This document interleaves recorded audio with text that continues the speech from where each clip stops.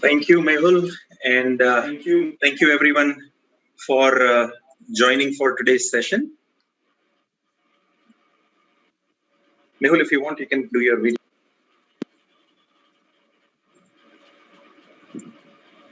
Okay, so let's get right to it.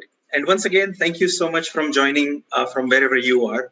Some places it is early, other places it might be late, and we want to have a good experience, so we will start early.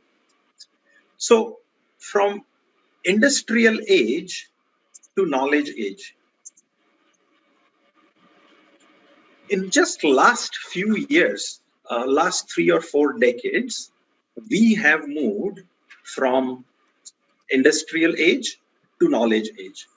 And a lot of things have changed, especially in the last 2 decades, in this new millennium, starting from 2000s and onwards, aided by technology.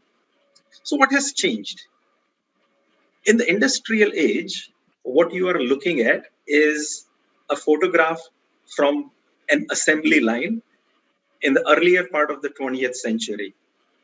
So in industrial age, standardization was the engine of growth and creating value.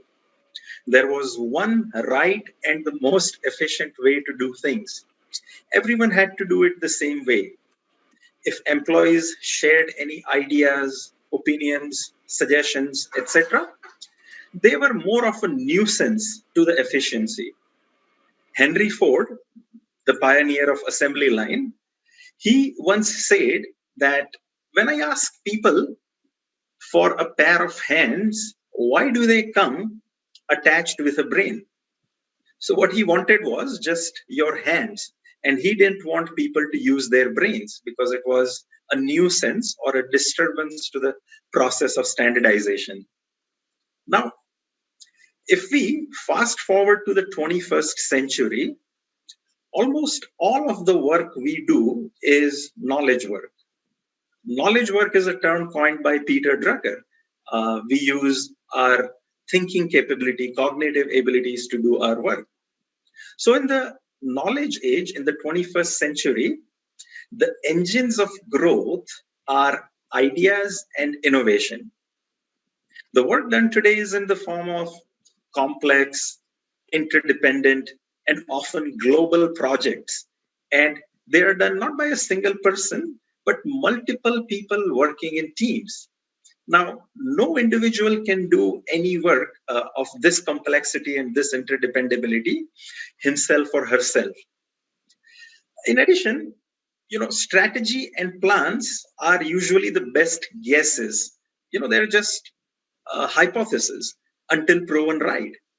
So the process of executing strategy is iterative, trial and error, experimenting, and learning from those experiments. Those are the key drivers of work in the 21st century. Now, there is no single right way to do things. Even if you found the right way to do things, the fast pace of change makes it obsolete rapidly. Don't believe me? You can just look at companies like Nokia or even Intel and so many companies who did things right, but not for long. So here is an HBR article in 2016, and it cites a study conducted that concluded that over the last 2 decades, the collaborative work has increased by 50% or more. So the work that is done in collaboration in teams has increased by 50% or more over the last 2 decades. And it is estimated that about 3/4, 75% of a manager's time is spent in communicating and collaborating. So for a 21st century organization, collaboration, learning, experimenting, and course correction are essential part of achieving success through execution of strategy. So unlike Henry Ford's wish that people left their brains at home, today people must bring their brains to work. And not only that, They need to collaborate with each other to solve problems and to do work that is continuously changing. The fast pace of change in the 21st century aided by technology. So what it means is that just hiring smart people is not enough anymore. It is also important to create an environment where these smart people can collaborate, work in team, deliver results. So as we may have seen that in effective teams, the whole is much larger than the sum of its parts. On the other hand, in poor teams, it is the opposite. The sum doesn't add up. In organizations that can put talent they have to the best use and the highest use, it is a huge competitive advantage in the 21st century, and that cannot be ignored by organizations. So I'm going to take a very quick poll. In your organization, do you have processes and systems to measure and improve individual performance? So Mehul will launch the poll in a second, and you can type your answers.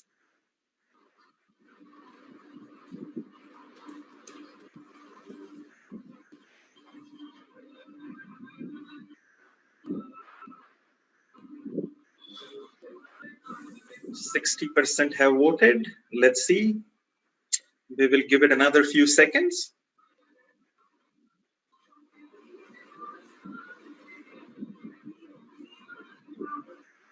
Okay, so I think we'll stop and share the results.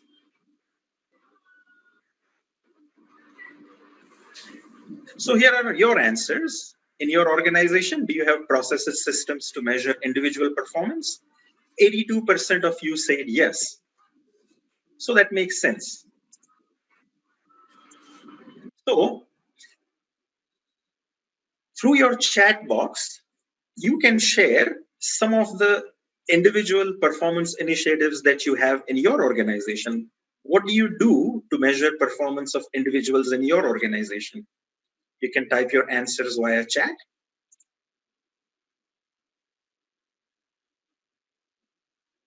So what do you do for managing performance of individuals in your organizations? If you can share your thoughts via chat.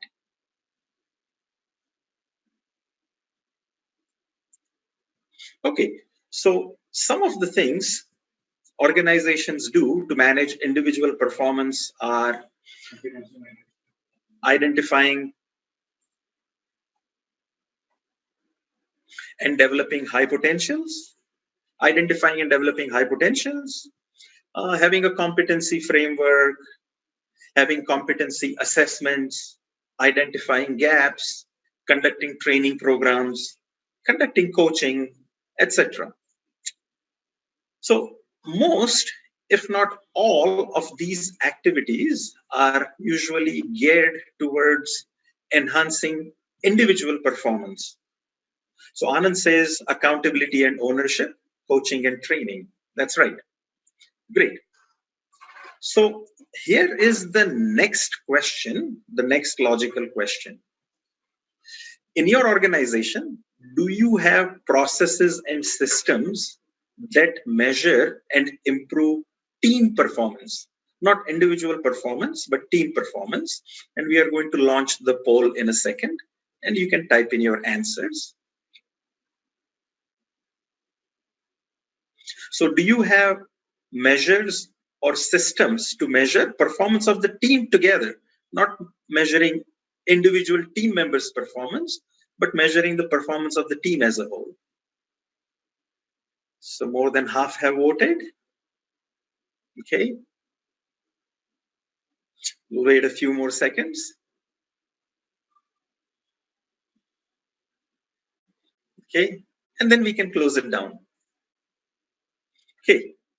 So here, 55% of the people say that they do have systems and measures to improve team performance, and 45% say no.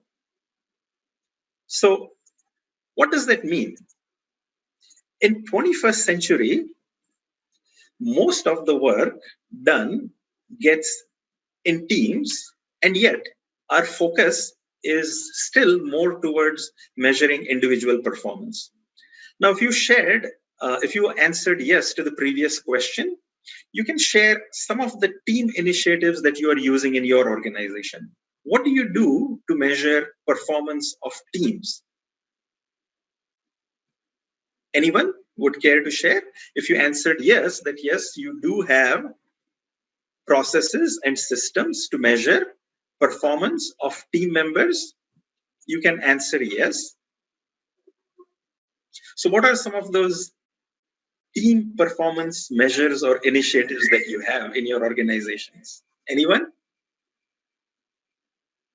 So this is interesting. Most of the times what people do is they do some team building activities and some sharing activities, but there are not specific measures. There are not specific processes or systems to measure the performance of teams as a whole. And we are not talking about the performance management. That is always there in organizations, but measuring performance of individual teams. Great. So moving on, to quote Michael Jordan, talent wins games, but teamwork and intelligence wins championships. So individual brilliance is great, but team cohesiveness is critical to performance and success of the 21st century organization. In today's complex, uncertain, interconnected world where work is done through teams, teamwork has become even more important, and performance of teams is even more important than ever. So once again, you can share your thoughts via the chat box. What do you think? Does individual brilliance translate into outstanding team performance?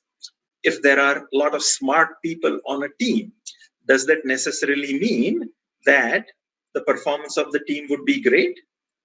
What do you think? What are some of your thoughts? Sometimes, okay. And anyone else? Does individual brilliance translate into good team performance? Sudhir says no. Correct. Not in and of itself, but certainly if it can contribute if harnessed. Perfectly right, Kevin. Yes, Darshan says it's difficult.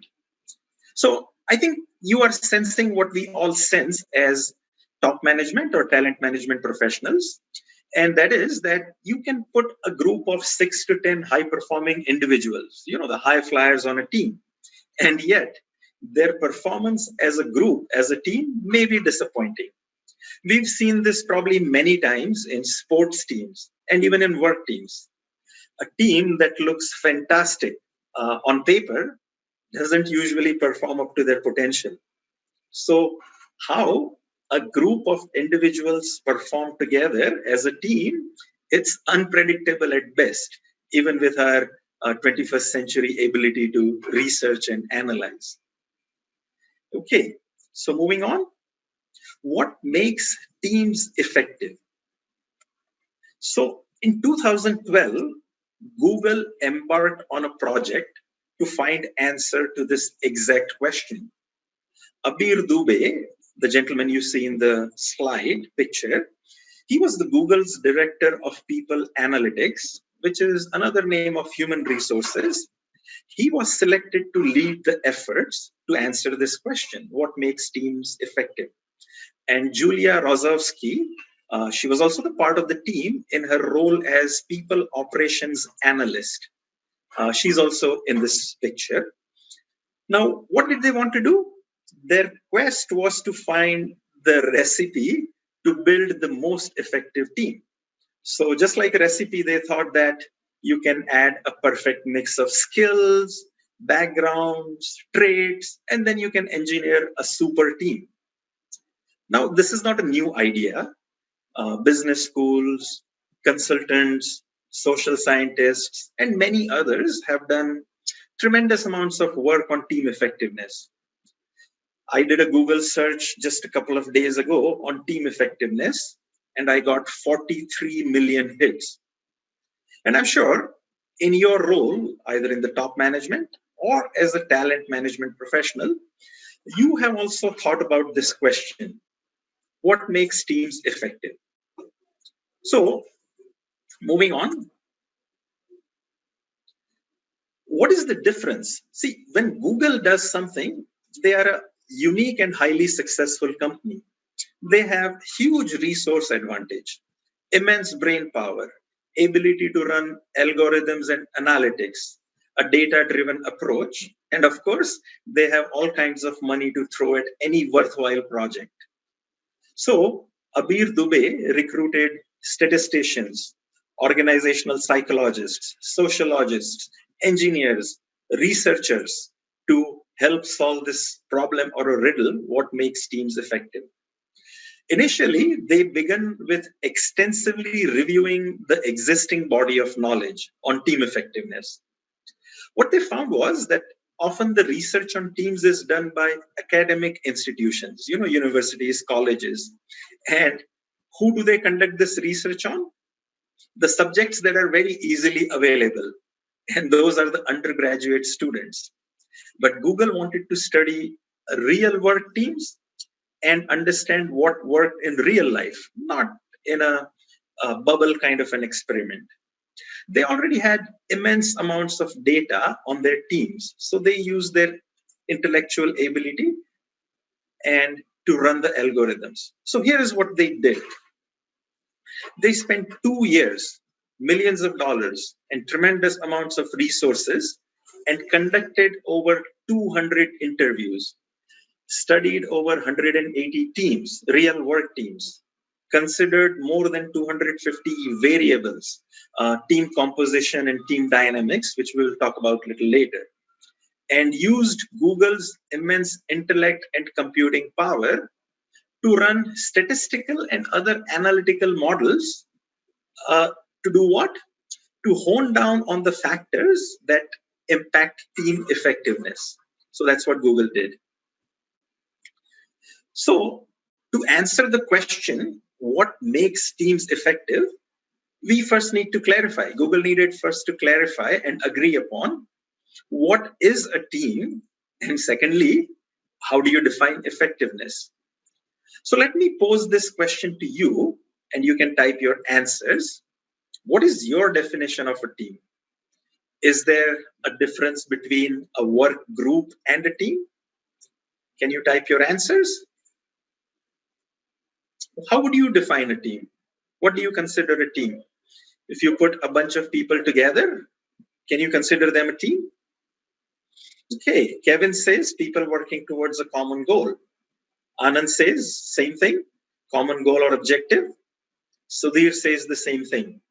So common goal and objective is one area that seems to be resonating with everyone.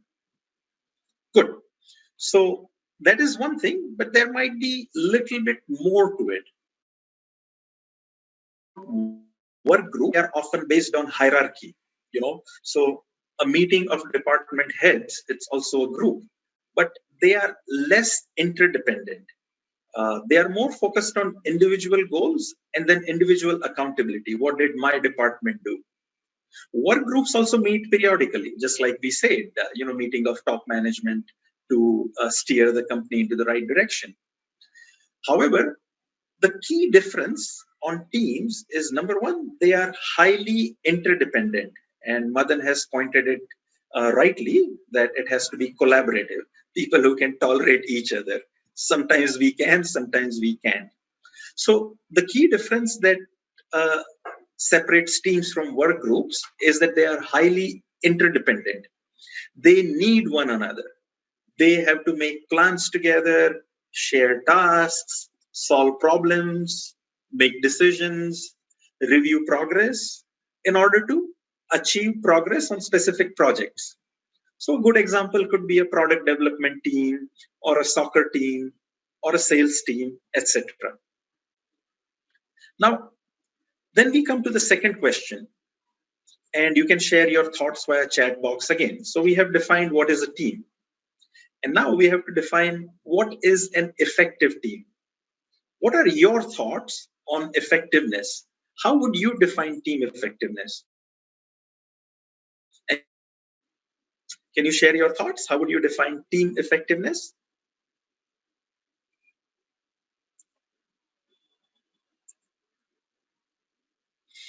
Okay, how would you define team effectiveness? And I guess it's not so easy.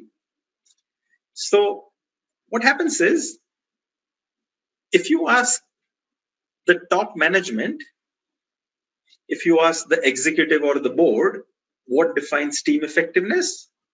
Their answer may be results. Yes, Kevin.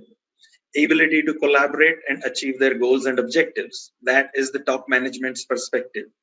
Working cohesively. So, Madan, that is the usually the perspective from the perspective of team members. So, uh, depending on who you ask, you might get slightly different answers. So, top management wants results, and they may think that if you achieve your sales or production numbers, or if you do certain product launches, then you are a good team. If you ask the team members, they may consider cohesiveness, team culture, how they feel on the team, that to be effectiveness. And then there's the team leader, who is kind of in between the two opposing goals. So, team leader's perspective may include both the results and the concern and well being of team members. So, Google decided to include all of these multiple perspectives in their definition of teams. So, they included both quantitative and qualitative measures in order to have a comprehensive definition of team effectiveness. And what was that definition? Let's get to it. So here is the Google's definition of team effectiveness.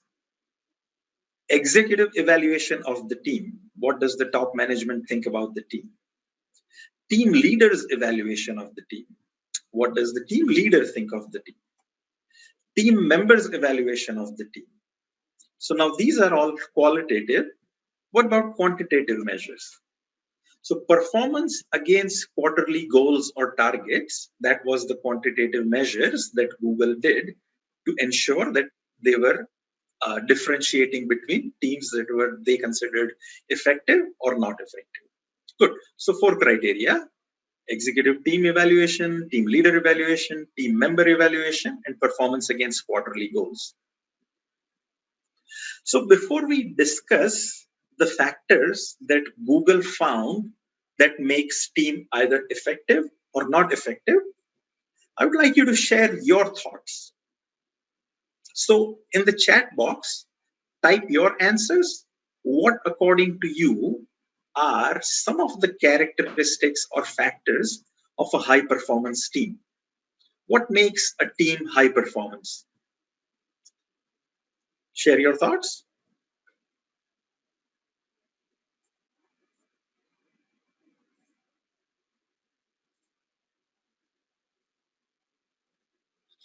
Focus. And focus on results. What else? Anything else you would like to? Yes, okay. Focus on results. How about focusing on how the team members feel or their well being? Okay, great. Rajendra says meeting results on time. Yeah, that is the top management's perspective. Anything else you can think of? What could be the characteristics of high performance teams? Just results?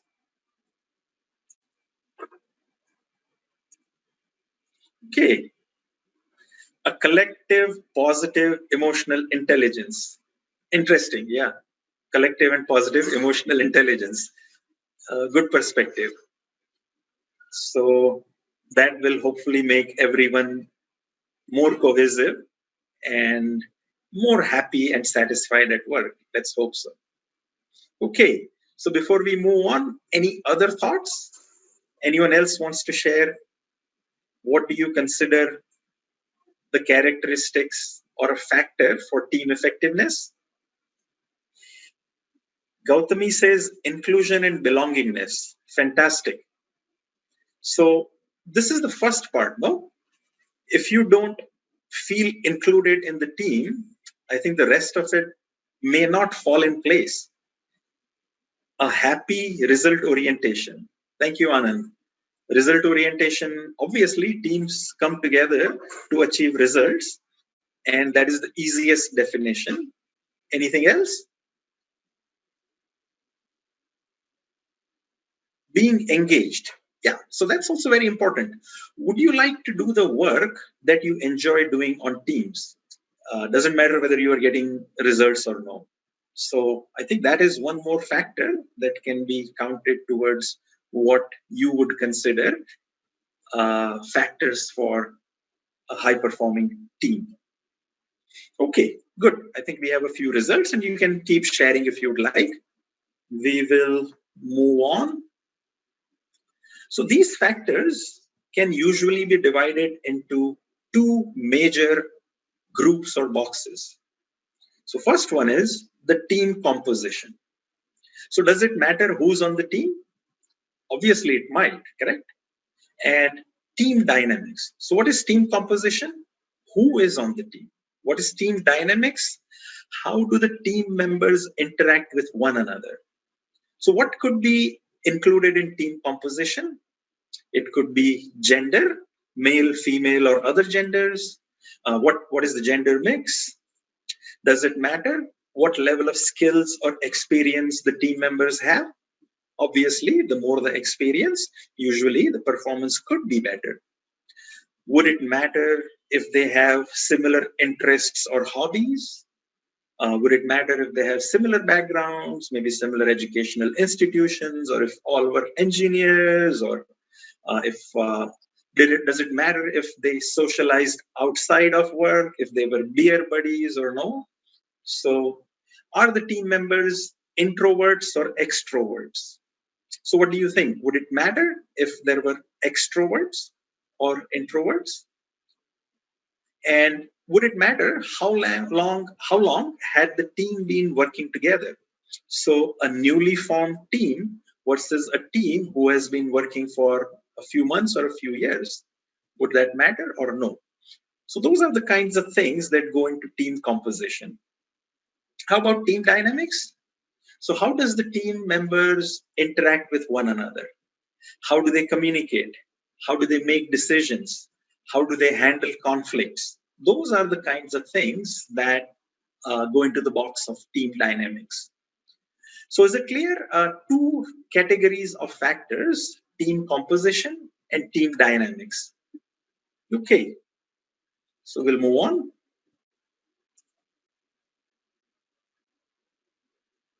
So here are some of the factors. We are going to take your poll in a minute or so. But first, I wanted to explain what are these factors. Okay. So the poll is going to be a yes/no poll. And each of these factors, you are supposed to answer that what do you think? Do these factors matter to team effectiveness or no? So the first one, the co-location of team members. What does it mean? Are the team members physically located in the same location, or do they work virtually or from different offices? Now, this factor has become really important after the pandemic. So, should this make a difference? And you'll have a chance to answer yes or no.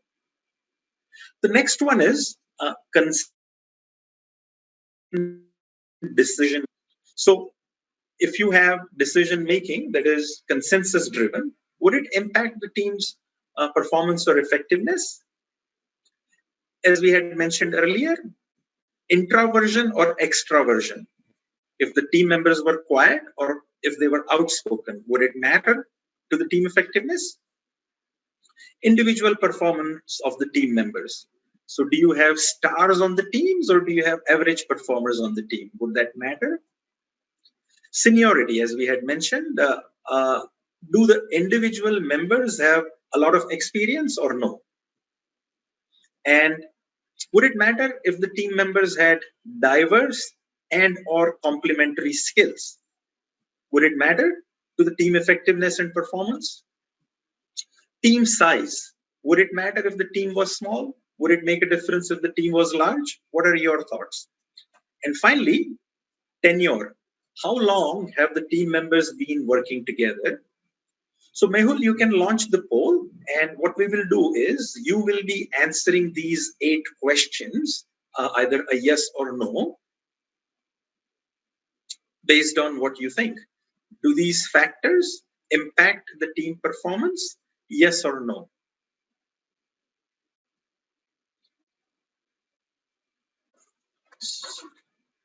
Okay.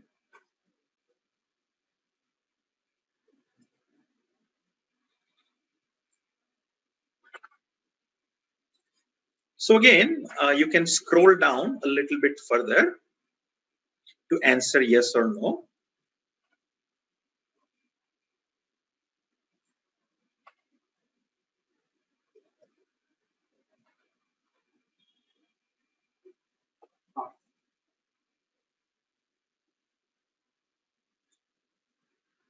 So this one's a slightly longer questionnaire, so we'll give you some more time.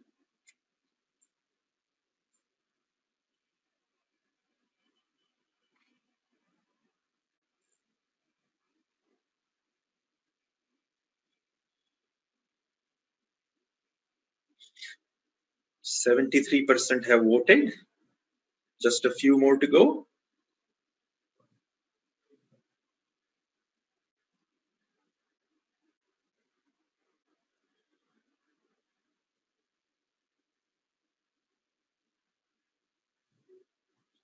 Okay. So great. I think enough people have voted. So we will take a look of what people think. So these are the results. The first one is co-location of team members. So that's split about 50-50, I would say. Half of you think it makes a difference, half of you think it doesn't. Consensus-driven decision making, a majority think it will make a difference. Extraversion of team members, 69% think it'll make a difference. Individual performance of the team members, almost everyone agrees, 85% think that it makes a difference. Seniority of the team members. Now this one, it seems like a majority of people think no, 69% think no, it doesn't matter. Diverse and or complementary skills. Here we have 100% agreement. Everyone thinks that that is important to team. Okay. And team size, 92% of the people think yes. And tenure, 77% think that it's a yes. Okay, so except for seniority of the team members, in most questions, people think that all of these factors matter. So, okay, great. I will stop sharing the results and we will continue further. Okay, so now I have news for you. Google's analysis revealed that none of the above factors mattered a whole lot. Now, how do you feel? You can comment. So these factors that you just voted on, they weren't even in the top 5 factors that impacted the team effectiveness. They weren't even in the top 5. There was something else. Now, Google ran several statistical models to ensure the validity and the reliability of these. Julia, he was really confused that how could this be?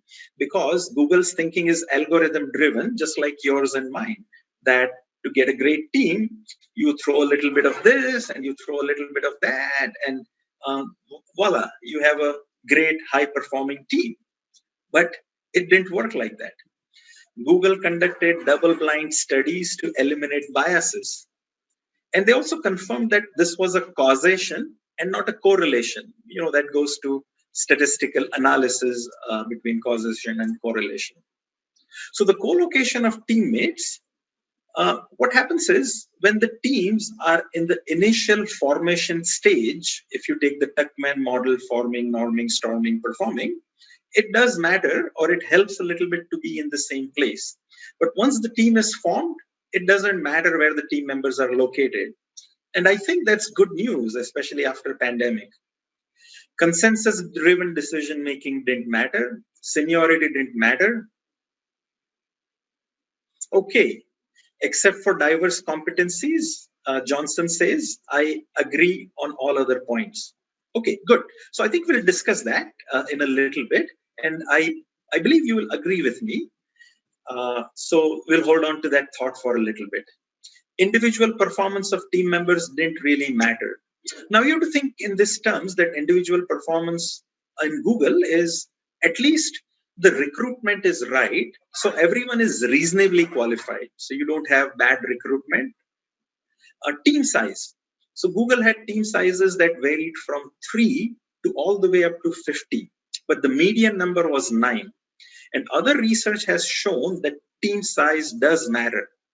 When the team size becomes too large, usually you have sub-teams or groups. And tenure also didn't matter. See, these days, there is a term coined by Amy Edmondson. So from teams, it is to teaming. So you come together for a project, you quickly form, norm, storm, and perform, and then you go your own merry way once the project is completed. Okay, so good enough.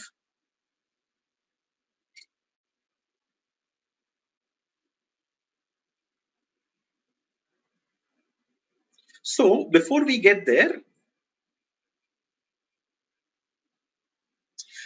before we talk about which factors impacted, remember the two categories? One was the team composition and second was the team dynamics. Team composition means who's on the team. That didn't matter a whole lot, as we just saw in the poll. What really mattered was how the teams interacted, the team norms. Norms are the unwritten rules that every team has, and that's what made a difference. Just think about this. Even at Google, where all the work that is done is highly technical, even there, what mattered was not who was on the team, but how the team interacted. So, this is also a confusing thing, but this is also an opportunity. So, the first factor of the 5 factors that mattered is called psychological safety. Can you type how many of you have heard of this term, yes or no? Have you heard of something called psychological safety? You share your answers. Anyone? Kevin, yes, great. Anyone else? Okay, so it's okay. It's a okay. Gautami says yes. Okay, good. So we might have heard of this term, and it's getting popular, and I'll talk about it a little bit later. So, what does psychological safety mean? So, if I ask this question, do I feel safe to be myself on this team, or do I have to hold back? Do I feel comfortable to share my thoughts, half-formed ideas? Can I ask silly questions? Can I can I express my opinions freely? Can I admit if I make a mistake on this team?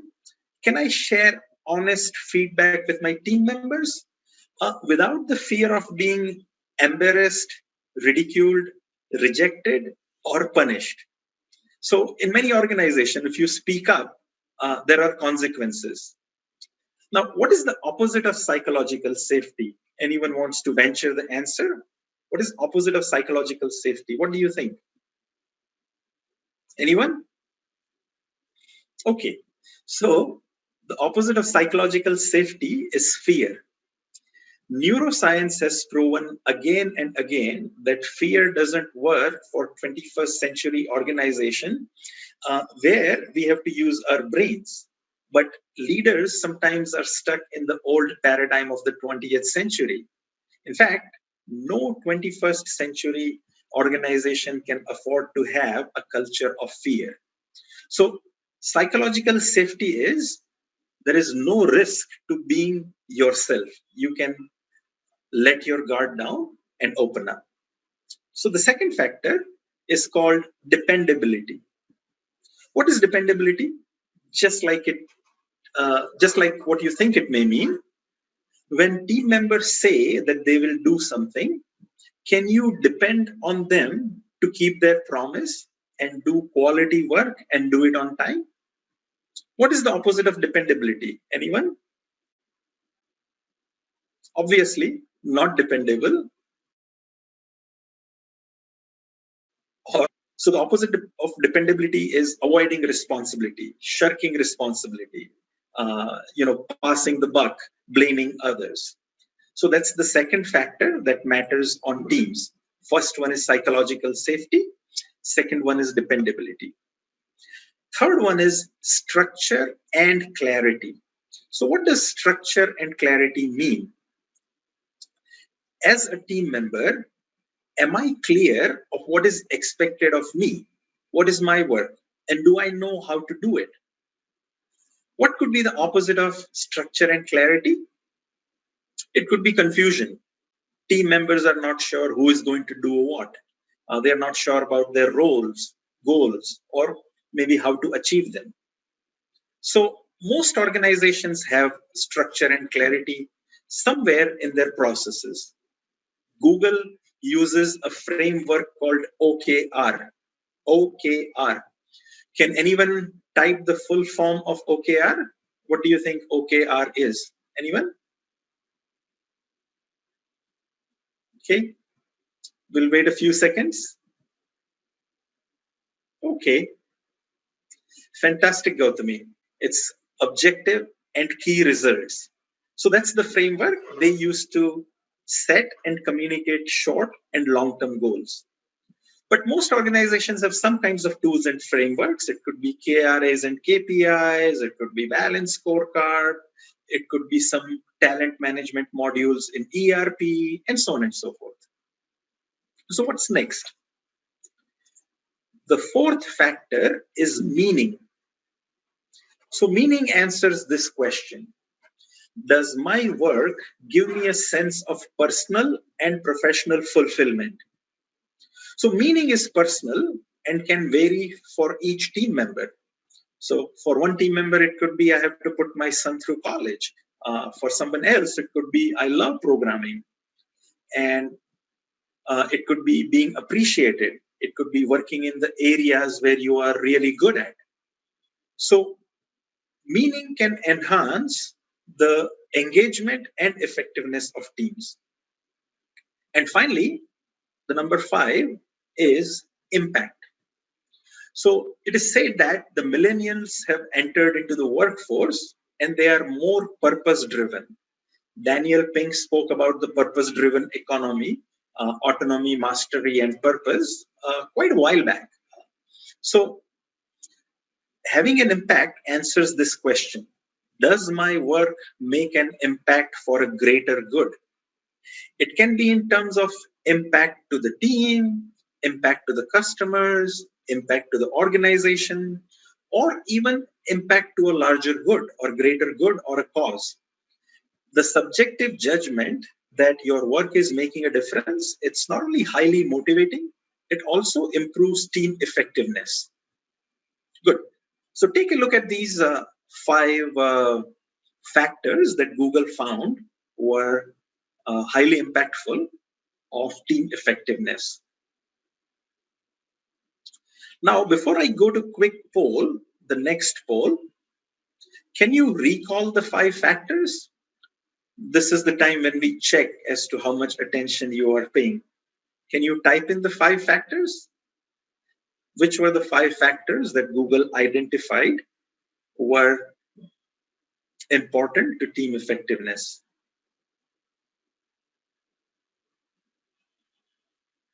Can you recall the 5 factors? Okay, one is there, psychological safety. Great, Johnson. Anyone else? Dependability, good. Meaning, impact. Okay, clarity of roles. Fantastic. Structure and clarity. Great. Thank you, guys. Thank you for paying so much attention. Good.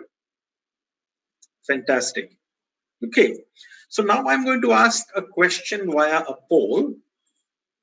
In your opinion, which one of these 5 factors is most important? So you'll have these 5 factors listed in the poll. Mehul, could you launch the poll? Which one of these 5 factors is most important for team effectiveness?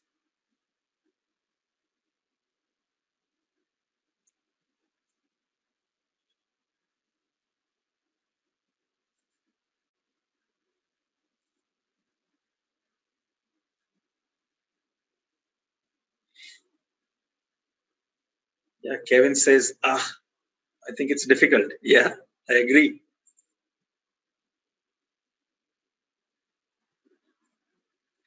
Okay.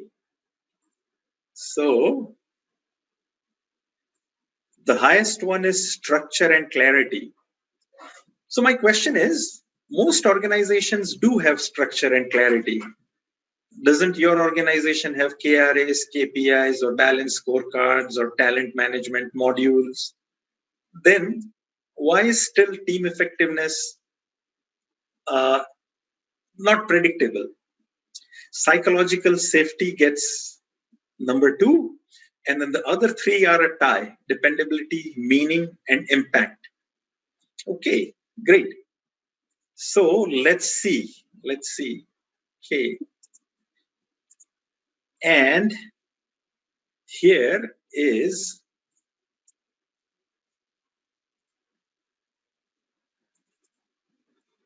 so can you see this diagram? This diagram is a pyramid. And so these 5 factors are arranged in the form of a pyramid. So in a pyramid, what is the most important part? Obviously is the base. So the most important factor out of the 5 is psychological safety. You remember Julia Rozovsky? She said that psychological safety was far and away the most important of the 5 factors, and it was the underpinning of the other 4. It was the underpinning of the other 4. What does it mean? Without psychological safety, the other factors cannot happen. Psychological safety creates a culture in which the other 4 factors can either flourish or suffocate. So, what distinguished good teams from the not so good teams was how team members treated one another. It was the group norms. When you have the right norms, you could raise the group's collective intelligence. And when you have the wrong norms, you could derail a team, even if you have individually brilliant team members as part of the team. Now, the sad part is that managers and team leaders are often aware of these dynamics, right? We saw it today in our poll that not many of us thought that psychological safety is that important. Have you been in a meeting where, due to fear of seeming incompetent, or let me just use the word stupid, you have held back questions, ideas, or giving feedback? Type yes or no. Have you held back in your team? Yes, Kevin, it does make sense. So the question is, have you remained quiet? Have you not expressed your opinions in a team? So obviously, if you're the team leader, you will express your opinions freely. But when you go into a higher meeting, do you hold back? And believe it or not, it happens a lot more times in organizations than people are aware of, and then managers are aware of. We hold back questions, we hold back ideas, we hold back feedback. And what happens? Managers sometimes cause this to their teams inadvertently, unknowingly. So we might not even know that we are causing collateral damage as team leaders or managers. What happens when people don't speak up? Everyone loses. Every time someone doesn't open their mouth or share their ideas, you lose a potential learning and course correction opportunity. Over time, you lose a lot of these learning opportunities. And remember, the work is iterative, strategy is trial and error. So, over time, lack of psychological safety can cause underperformance, resistance to change, lack of innovation, higher attrition, and even unethical behaviors to achieve the goals. Without psychological safety, organizations are so to say, leaving money on the table. They fail to utilize the collective intelligence. So you hire the best people and yet you don't capitalize on their talents. So what a colossal waste. The collateral damage of lack of psychological safety is immense, and managers and team leaders without knowing are causing immense amount of collateral damage on our teams. Now imagine a different setting, a team in which everyone is safe to take risks, voice their opinions, ask questions without fear of being judged. A team culture where employees can let their guard down and be themselves. So that's psychological safety. Innovation flourishes, change happens easily, engagement increases, and obviously, because of that, business results improve. But a few managers really understand how the work environment, the team environment they create on their teams can make the difference between failure or success, between surviving or thriving. But there is good news also. Progressive organizations now understand the value of creating psychological safety. So it is one of the easily available, sustainable competitive advantage. Top management and talent management professionals are taking note and integrating these practices that foster psychological safety. And we are going to share a few of them today. So, yes, Kevin, that's right.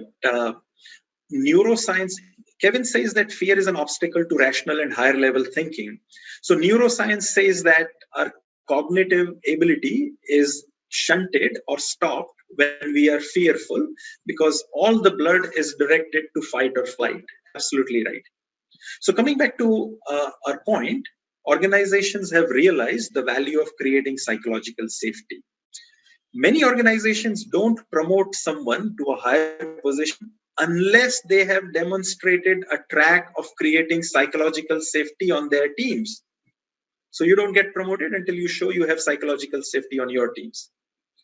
So venture capitalists now use psychological safety assessment as a tool to evaluate different candidates. What does a venture capital do? They decide whether to invest in company A or company B. So they have lots of other considerations and factors, but one of the key considerations is, can that team of initial promoters or founders get results? And when you do psychological safety assessment on those teams, you can reasonably predict that the teams that have higher psychological safety level will succeed. Amy Edmondson's research have proven again and again that teams that have psychological safety outperform the other teams, even within the same organization. And this is true not just for the frontline teams, it's even true for the C-suite teams. Alan Mulally at Ford is one example. Ray Dalio at the hedge fund he founded, that is another example. So the difference in performance, it's in all kinds of industries. Private companies, schools, governments can be explained by high or low levels of psychological safety. So in about last 3-4 years, the interest in psychological safety has just exploded, especially after the 2016 article in New York Times by Charles Duhigg. He mentioned Google's project, which they did in 2018 on the team effectiveness. And I think psychological safety is getting their rightly deserved attention. As I said, it is the ultimate competitive advantage. And in the 21st century, it is as close as you can get to the magic bullet of performance, innovation, and profits.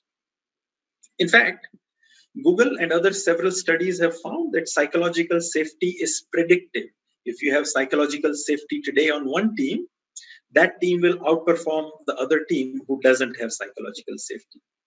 So because this is such a critical factor, I'll be doing an entire webinar on this topic, and I'll give you the details a little bit later. So share your thoughts via chat box. Do you think organizations need to focus more on measuring and improve team performance? Yes or no? What are your thoughts? Yes. Okay. What do you think? Does the management as well as uh, talent management professionals, do they need to focus more on measuring and improving the performance of teams? Yes. Anyone else? Yes, no? What do you think? Okay. So obviously, I think the answer seems to be yes for everyone. I don't think anyone would say no. Uh, yes, yes, all the way. Great. I think that's correct.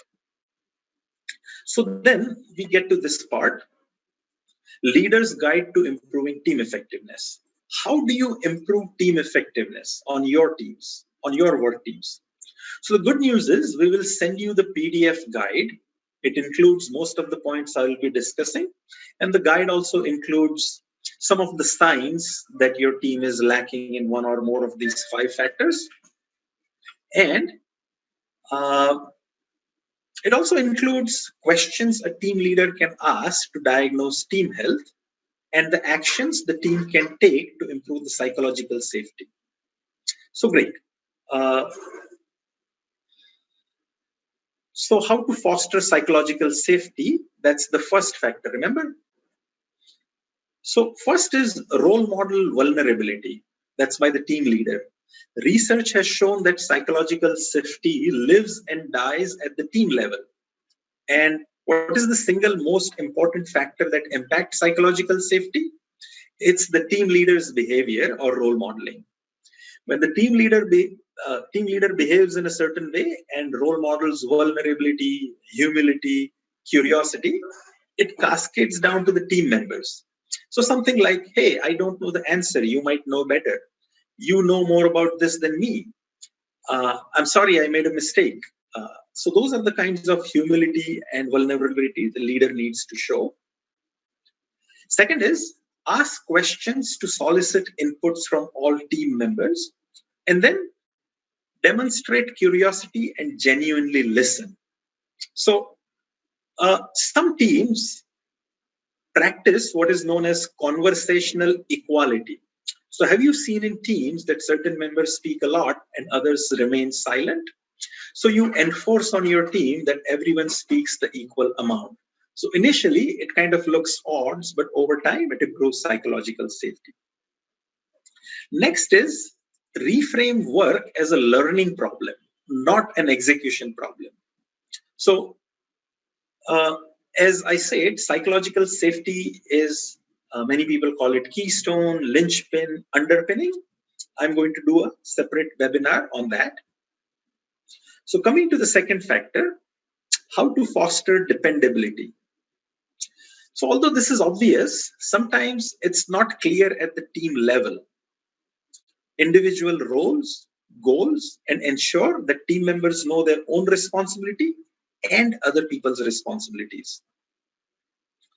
Also, it's very important that everyone works on their highest priority task, and sometimes those things are not clear. So 5 people on the team might be pulling in 5 different directions because they don't know the priorities or the goals. And give autonomy. So autonomy, mastery, and purpose. Remember Daniel Pink's 3 things that motivate people? Okay, good. How to foster structure and clarity. One-on-one meetings clarify and agree on roles and responsibilities. Include team in goal setting. Stephen Covey says no involvement, no commitment. And how many times you have seen on teams that goals are shoved down people's throats from the top. Encourage ownership in particular areas. And obviously you need to adjust goals. As I said, all of this is in the guide that we will be sending you. How to foster meaning.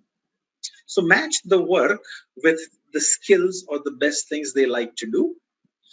So Marcus Buckingham, a long while back, he said in his famous book, don't treat people like pieces of a Ludo board. On a Ludo board, all the pieces are exactly the same. Rather, think of the team as chess pieces, each one of them with a unique ability that no one else can do. appreciation for work well done, showcase noteworthy accomplishments, and show your team's work to others, how it makes a difference. And finally, impact. So, do team members focus on things that make an impact, share the impact, and create more importantly, co-create a clear vision. So you have a line of sight between what I do and how it contributes to the organizational goal. And some of the simple examples we have seen is that story of a bricklayer. One says that I'm just laying a brick. Other says that I'm building a wall. And then the third one says that I am building a cathedral or a temple that will last hundreds of years and millions of people will worship in it. Or the story of a janitor at NASA. So I'm not just responsible for cleaning. I am responsible to make sure no debris gets stuck somewhere and endanger the life of the astronauts. So both meaning and impact are intrinsic motivators. So in HR, we have learned about Herzberg's motivational theory.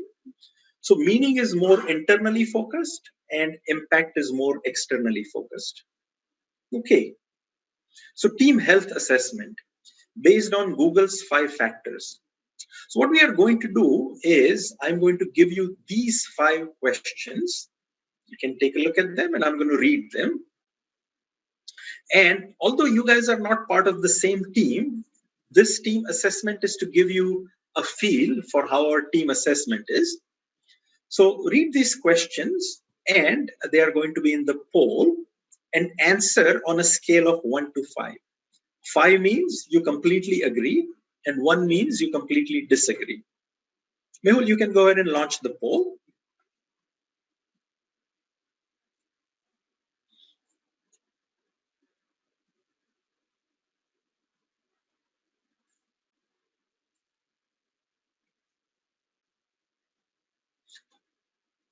So go ahead and answer the poll on a scale of 1 to 5.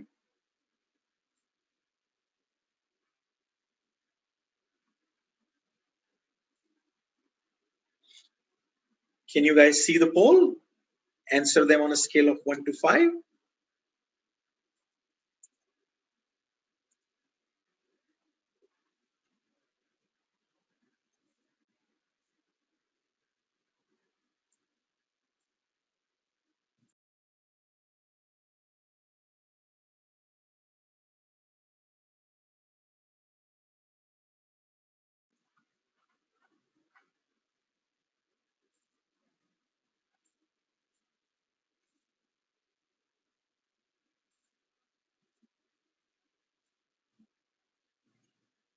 Okay, good. So we can end the poll and let's see. So I can admit to mistakes. A lot of people think, strongly agree. So that corresponds to having a high level of psychological safety. The second one is dependability. So I guess on this team, there's a lot of dependability. Clarity on the role, quite good. 50% say it's good. Then the fourth factor, that is also good, which is meaning. And finally, impact. Okay, great. So this is how our assessment goes. But these were just partial questions. We have full 15 or more questions on our assessment. And then the results look something like this. So on your team, you can find out which areas do you need to work on. And as these are anonymous assessments, you get honest results. And here is another chart from so you can dig down on specific questions as to how each question or what are the specific improvement areas on your team. Good. So we will move forward. You can also win one of the 10 complimentary team health assessments. And if you have not registered, you can type your name, company, and email, and we will send you we will enter you into the complimentary assessments, or you can connect with us later. Okay, so what happens after the team health assessment? So Google has found that an external facilitator or a skilled coach is needed to facilitate this conversation. Why an external coach? Because internal people have emotional history, baggage, and fear of consequences to manage impressions, to manage performance. So these issues prevent team members from opening up, speaking freely, or addressing the real issues. A skilled external facilitator can help in three ways. So first is create awareness about this vocabulary and team dynamics. Okay. So once you have a common vocabulary, you can say that, hey, we are lacking psychological safety or we don't have impact. Second is, once you have the team health assessment, we can facilitate discussion on the assessment results. And third is,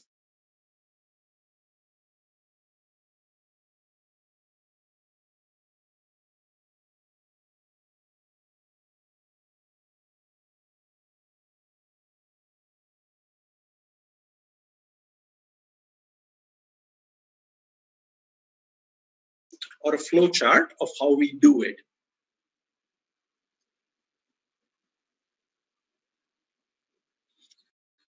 Okay, so I think the internet connection froze for a second. Can you hear me now? You can type yes. Okay, great. Thank you, Kevin. Sometimes it happens. So, team health assessment, report generation, uh, team coaching session. So, from here, team health assessment, report generation, team coaching session, team action plan, behavior change, and then other assessment to make sure that we are progressing in the right direction. So, that's our team coaching. And you can win one of our three complimentary team coaching sessions. So first, we will have your health assessment, and then we'll have a facilitated discussion so that you can win those also. And the good thing is that this can be delivered virtually to your teams, especially after post-pandemic, anywhere your team members are, whether they are co-located, whether they are in different offices, or whether they are working from home. Okay, so one more time, these are the three resources that you are going to get, and you might have already entered your details to win these resources. So we come to the last slide, and this is about the next webinar on psychological safety. Remember, this is the number one factor. It is the underpinning that makes teams either succeed or fail. So if you would like to attend, you can mark these calendars, and these are the things we are going to discuss. So you have heard about the Boeing 737 MAX problems of recent times, right? It has been grounded. We are going to use the lens of psychological safety to look at how lack of psychological safety caused this problem. Same way Nokia. So everyone knows that Apple ate Nokia for lunch, but why? And we will take the lens of psychological safety to go behind the scenes. And Pixar's success. Pixar is bought by Disney now, but they have animated movies and they deliver hit after hit after hit in an industry where unpredictability is very common. So, how do they do that? And again, we will use the lens of psychological safety. So, psychological safety is like the soil in which other factors can either, be nurtured or be blocked. And in that webinar, you'll also get complimentary leader's guide to psychological safety. Again, you can win some of the assessments on psychological safety for your team. And finally, team coaching session on psychological safety. So we will send you the details. It's sometime in November. And then we will take a few minutes to answer any questions if you have. Any questions?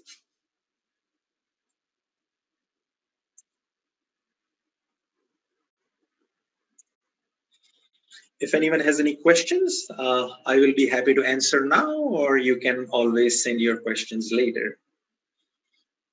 So we'll give it about a minute. So we kind of joke in training and coaching, if there are no questions, it means one of the two things. Either everyone understood everything or nobody understood nothing. So I am thinking that it is the former and not the latter. Okay, so people need to digest this and then have questions. Great. Then we are going to end here. So I thank you so much for attending this webinar. And if we can be of any help, stay connected through LinkedIn or our emails. Once again, thank you so much. Have a good, yeah.